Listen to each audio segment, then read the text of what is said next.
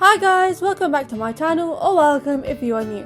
Today I will be showing you all how to make one of my favorite vegetarian dishes, as I will be showing you how I make potato and aubergine curry.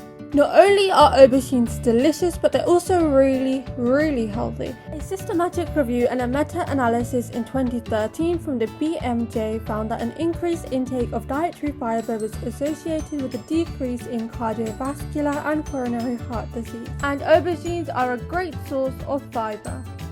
If you do not already follow my Instagram, please do check it out and follow me to see more of my content.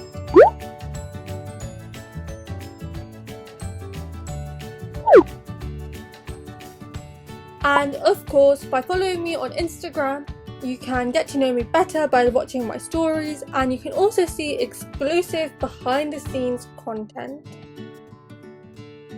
For this recipe, you'll be needing an onion, 3 potatoes, 6 small aubergines, ginger and garlic to taste. If you like more ginger and garlic, you can always add in more. However, you can add in less as well if you are not such a fan. You'll also be needing 3 green chilies. Again, this also depends on how spice tolerant you are. I'm adding some chopped tomatoes today because I ran out of fresh tomatoes, and chopped tomatoes are the best alternative. However, if you do have fresh tomatoes available, that will also be perfectly fine. And we're also going to have some fresh coriander. This is just to garnish the dish at the end. So essentially it's just for presentation. It does add a little bit of flavour, but not that much. In terms of the seasonings, you'll be needing 3/4 of a teaspoon of salt, half a teaspoon of red chili powder, half a teaspoon of crushed chili, half a teaspoon of turmeric, a 1/4 teaspoon of cumin seeds. However, these all can be changed depending on your personal preferences. For instance, if you like more seasoning, you can go ahead and add in more, or if you like less, you can go ahead and reduce this amount. Into my chopper, I'm going to add some green chilies and my ginger. As you can see, I've chopped the ginger into smaller pieces around the size of a £2 coin. This is just to make it easier for the chopper to do its work, and I'm going to go ahead and add the garlic on top. So I'm going to go ahead and grind this and try to get this as fine as possible, because I personally am not such a huge fan of large chunks of ginger in my food. So that's why I'm going to try to get it similar to a paste-like consistency. It doesn't have to be 100% pasty.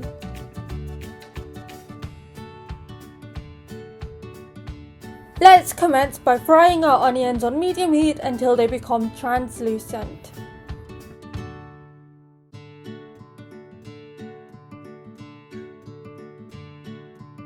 It's been 2 to 3 minutes now, and my onions are sufficiently soft, so I'm going to go ahead and add in my ginger and garlic and my green chili mixture.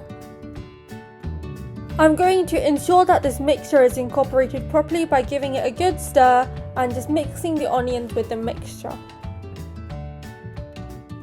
Again, on medium heat, I'm going to allow this to fry away.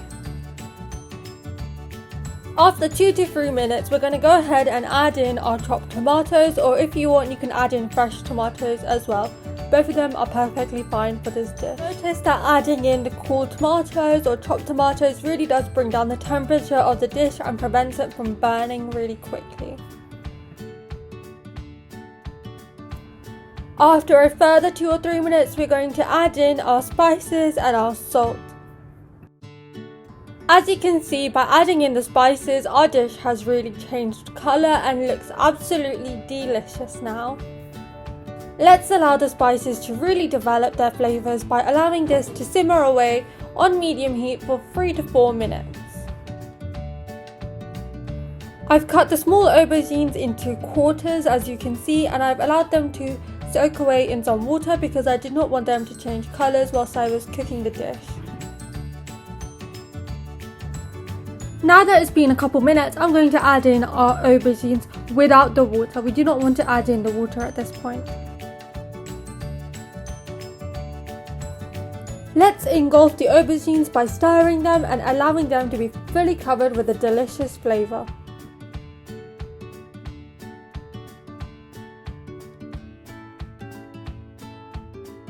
Now that it's been mixed in properly, let's allow this to cook away on medium heat for 7 to 10 minutes before we can add in our potatoes.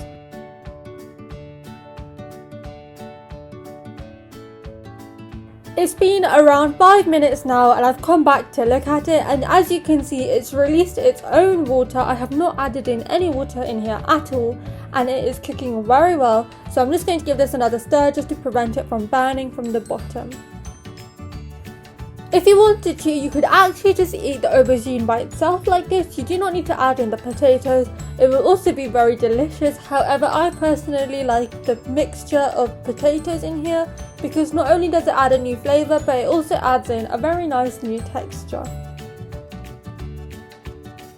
Okay, so the aubergines have been cooking away for a total of 10 minutes. So at this point I am ready to add in the potatoes.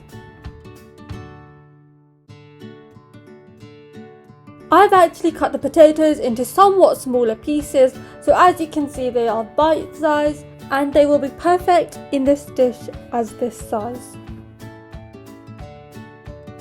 I'm mixing in the potatoes so that they are also covered with flavour similar to how we did with the aubergine. Now let's allow the dish to finish away until the potatoes are fully cooked. We're not going to add in any water unless we really fear that the dish is starting to burn from the bottom. Do remember to keep coming back to the dish as it cooks away for the last couple minutes, and do keep stirring it because at this point it is very likely that it will burn if you do not stir it.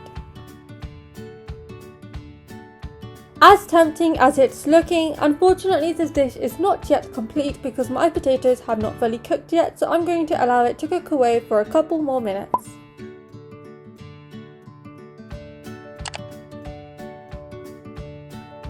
The potatoes have been cooking for a total of 15 minutes and they are just about done.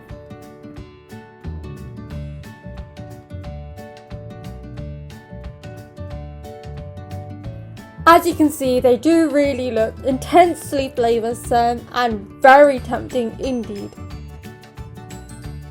Just as a finishing touch, I am going to garnish the dish with some fresh coriander to make it look beautiful.